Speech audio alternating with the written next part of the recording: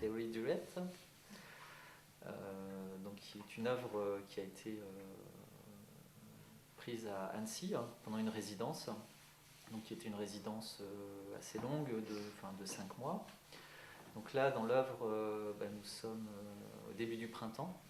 Et à un moment donné, donc je vois une situation qui s'offre devant moi, donc qui était donc un vélo avec une jeune fille donc, qui était en train de lire ou taper un texto. Et puis j'avance, et puis là, je vois exactement la même scène avec une autre personne très différente, enfin pas très différente, mais au contraire, même à peu près le même âge, un vélo pareil, et ça m'a fait en fait assez. Voilà, j'ai eu un sentiment assez étrange, c'est-à-dire quand je suis tombé sur cette deuxième personne, j'ai eu le sentiment de revivre en fait la première fois, et pour moi je me suis dit que c'était qu'il fallait de toute façon faire une deuxième photo. Et après, dans la construction de l'œuvre et dans le choix, le choix que j'ai fait, donc de les présenter sous forme de diptyque, pour moi c'est une sorte de résonance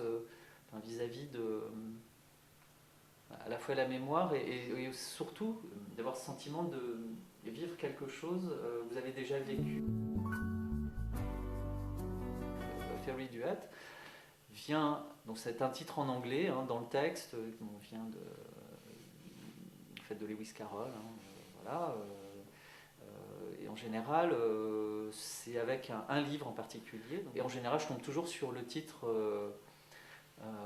voilà, qui va se trouver en résonance avec l'image. Dans mon travail, dans Fairy Duet, comme dans d'autres de mes œuvres, donc il y a effectivement un glissement vers la littérature et en particulier une littérature un peu du non-sens.